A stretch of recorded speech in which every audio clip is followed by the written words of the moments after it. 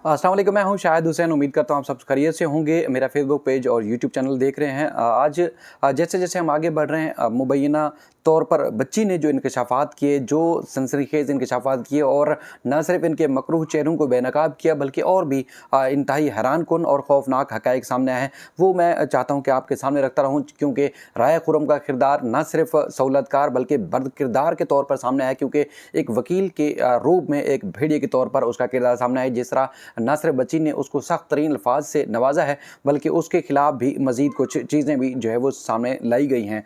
बच्ची का चूँकि हम जैसा पैरा नंबर 22 पर मौजूद थे और उसके बाद फिर आगे हमने पढ़ा और उसके बाद फिर अब पैरा नंबर 23 में कहती है कि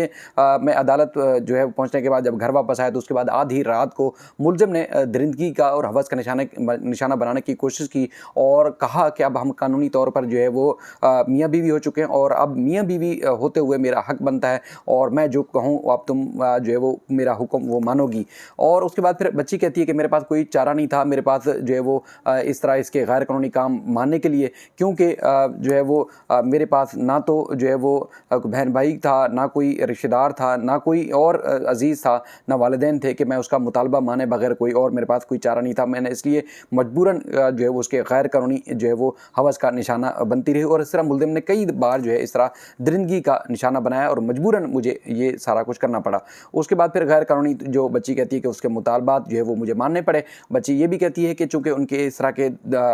जो दौरान ये चल रहा था, तल्ख़ रवैये थे और जिसको मजबूरन मुझे बर्दाश्त करना पड़ रहा था। और उसके बाद फिर कहती है कि 19 अप्रैल को शब्बीर मुझे दोबारा अदालत ले गया और राय खुर्रम के दफ्तर हम पहुँचे और उसके बाद फिर राय खुर्रम ने मुझे कहा कि अब जो कुछ भी पूछे तो उसे जज भी पूछे या कोई भी पूछे तो तुमने ये कहना है कि जी तुमने FSC किया हुआ है। और उसके बाद इस दौरान उन्होंने कई और दस्तावेज़ात के ऊपर मुझसे दस्तखत करवाए और उसके बाद फिर मुझे बाद में पता चला कि अगर मुबैना तौर पर किसी भी तरीके से पुलिस गिरफ़्तार करने के लिए आती है तो उसको रोकने के लिए इन्होंने जो है वो नई मेरे नाम से दरख्वास्त दायर करवाई और मुझसे बार बार कहते रहे कि अगर कुछ सवाल पूछे तो कहना कि तुम जो है अपनी मर्ज़ी से जो है वो यहाँ पर आई हो और मर्ज़ी से यहाँ रहना चाहती हो। कहती है कि सहरी के वक्त मेरे वालिदैन जो है वो वालिदैन की एक वीडियो जो कि JDC के फेसबुक पेज पर थी, तो वहाँ पर ज़हीर और उनके जो है अहल खाना जो थे उन्होंने देखी और वो वीडियो देख रहे थे जिसमें मेरे वालिद जो है वो बेटी की यानी कि मेरे बाहिफाजत वापसी की अपील कर रहे थे और जिसको ज़हीर और उनके अहल खाना जो है मोबाइल फ़ोन पर देख रहे थे और काफ़ी खौफज़दा हो रहे थे कि अब इनकी गिरफ़्तारी के हवाले से मज़ीद जो है कोशिशें की जाएंगी। इस दौरान न सिर्फ वो काफ़ी खौफज़दा थे बल्कि मुल्ज़मान जो है अपने जो उनका सोशल मीडिया अकाउंट से उन्होंने मुसलसल तौर पर उसकी हिस्ट्री डिलीट करना शुरू की और उनके अकाउंट डिलीट करना शुरू किया और उसके बाद फिर उन्होंने मोबाइल फ़ोन का तमाम रिकॉर्ड जो है वो डिलीट कर दिया। उसके बाद उसने बच्ची कहती है कि शब्बीर जो है उसके बाद फिर जो है इस तरह का मामला आगे बढ़ा और उसके बाद वो कहती है कि अगले दिन जो है राय खुर्रम ने से दोबारा रब्ता किया गया। उसके बाद फिर राय खुर्रम को शब्बीर ने सारी सूरत हाल से आगाह किया। राय खुर्रम ने बताया इनको कि देखें पुलिस के सामने मत आना, लेकिन उसके बाद फिर कोई गिरफ्तारी ना हो सके, बाकी खैर है, परेशान होने की कोई बात नहीं है। और उसके बाद फिर हम राय खुर्रम के दफ्तर से वापस आए तो उसके बाद फिर ज़हीर के अहल खाना ने जो है वो सामान पैक करना शुरू कर दिया, दस्तावेज़ात और सारी चीज़ें जो है वो पैक करना शुरू कर दी, मानना शुरू कर दी और उसके बाद फिर उन्होंने भागने का प्लान जो है बनाना शुरू कर दिया कि यहाँ से अब भागते हैं क्योंकि पुलिस आ जाएगी। और अब सोशल मीडिया के ऊपर ये बात ज़्यादा आम हो चुकी थी कि बच्ची को कराची से कमसन बच्ची को कराची से जो है वो लाहौर लाया गया है। अगले दिन रात को ज़हीर ने अपने तमाम दस्तावेज़ात और उसके बाद फिर जो निकाह और उसके अलावा जो ज़रूरी अशिया थी वो एक बैग में डाली और मुझे बुर्का और फेस पर जो है वो मास्क पहनने का कहा। उसके बाद जो है वो घर से बाहर हम आए और उसके बाद फिर शब्बीर की फैमिली भी वहाँ बाहर आई। हम रोड पे खड़े हुए थे तो उसके बाद फिर ज़हीर ने शब्बीर को कहा कि मोटरसाइकिल जो है दोस्त के घर पर खड़ी कर दो और हम यहाँ से फ़रार हो रहे हैं। उसके बाद फिर मुझे एहसास हुआ कि इन मुल्ज़मान को एहसास हुआ कि इनके जो निकाहनामे के ऊपर CNIC नंबर लिखा हुआ है, इससे ये ट्रेस हो सकते हैं, इनके ये जो है वो इनको गिरफ़्तार किया जा सकता है। तो इसलिए इन्होंने खौफज़दा होकर मोबाइल फ़ोन भी बंद कर दिया और कई चीज़ें ऐसी थी जो इन्होंने ज़मीन में जो है वो दफन करना शुरू कर दी। उसके बाद फिर ये कहते हैं कि शब्बीर जो है वो अपनी बीवी यास्मीन को अपनी माँ के घर जो है वो भेज रहा था, और उसी के साथ साथ उन्होंने जो है वो हमें भी कहा कि वहाँ जाओ और 2-4 दिन जो है वहाँ रहो। और वहाँ पहुँचे तो मुझे भी उसके साथ भेज दिया। तो वहाँ पर पहुँचे तो ज़हीर जो यास्मीन है इसकी शब्बीर की वालदा,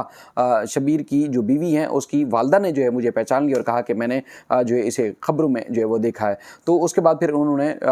कहा कि इस जो तुम्हारा जो जुर्म है शब्बीर के ससुराल वालों का, इसमें हम शरीक नहीं हो सकते। तो इसलिए ना सिर्फ उन्होंने हमें निकाल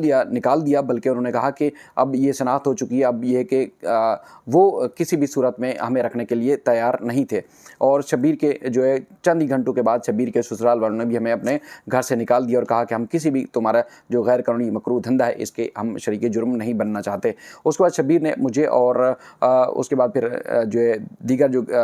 घर वाले थे उनको जो है वो दूसरे गाँव ले गया और कहा कि हमारे अंकल का गाँव है, और उसके बाद फिर वो इस तरह के केसेस से भी बड़े बाखूबी वो निमट सकते हैं। और उसके बाद फिर अगले दिन रात को वहाँ ले गए, और डर और गिरफ्तारी की वजह से जो है वो कहीं शनाख्त ना हो पाए, तो उसके बाद फिर इन्होंने जो है वो एक जगह से दूसरी जगह और इस तरह का तासुर भी देने की कोशिश की कि कहीं जो है वो मैं इस सारे सीन में आके ख़ुदकुशी जो है वो कर लूँगी। तो मेरा जो है वो इन्होंने हुलिया भी तब्दील किया, और उस हुलिया तब्दील करने के साथ साथ इन्होंने फ़कीरों वाले रूप में मुझे भेज दिया, डाल दिया, ताकि कोई मुझे पहचान ना सके और इनको कोई गिरफ़्तार ना कर सके। उसके बाद उन्होंने ज़बरदस्ती जो है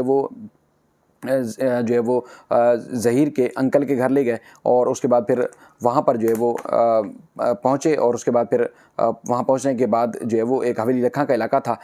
उसके बाद फिर जो है वो मेरा तारुफ इन्होंने फैमिली मेम्बर के तौर पर करवाया। इस दौरान जो है वो रात के वक्त जो है वो मुख्तलिफ तो मुल्ज़मान जो है मुसलसल खौफज़दा भी थे, गिरफ्तारी से बचने की कोशिशें भी कर रहे थे। उसके बाद फिर एक और घर ले गए, वहाँ बताया गया कि इनके दादा का घर है, और उसके बाद फिर रात को जो है वो मुझे महसूस हुआ कि ये जो है वो मुझे घसीट रहे हैं, और उसके बाद फिर एक जगह से दूसरी जगह खींच रहे हैं। तो मुझे पता चला कि जो है वो पुलिस आई हुई थी, और चूँकि पिन ड्रॉप साइलेंट था, खामोशी थी, और उसके बाद फिर पुलिस को ये पता नहीं चल सका कि हम वहाँ मौजूद थे। तो पुलिस हमें गिरफ़्तार किए बगैर वापस चली गई। खामोशी ज़्यादा होने की वजह से पुलिस हमें गिरफ़्तार नहीं कर सकी। और इस दौरान ज़हीर के अंकल को पुलिस का जो एसएचओ था उसने फ़ोन किया कि उन्होंने कहा कि हमें मालूम है कि बच्ची तुम्हारे पास है, तो लिहाजा बच्ची जो है वो हमारे हवाले कर दो, मुल्ज़मान को हमारे हवाले कर दो। लेकिन ज़हीर के चाचा ने कहा कि नहीं, वो आए थे लेकिन अब वो जा चुके हैं। तो उसके बाद फिर इन्होंने कहा कि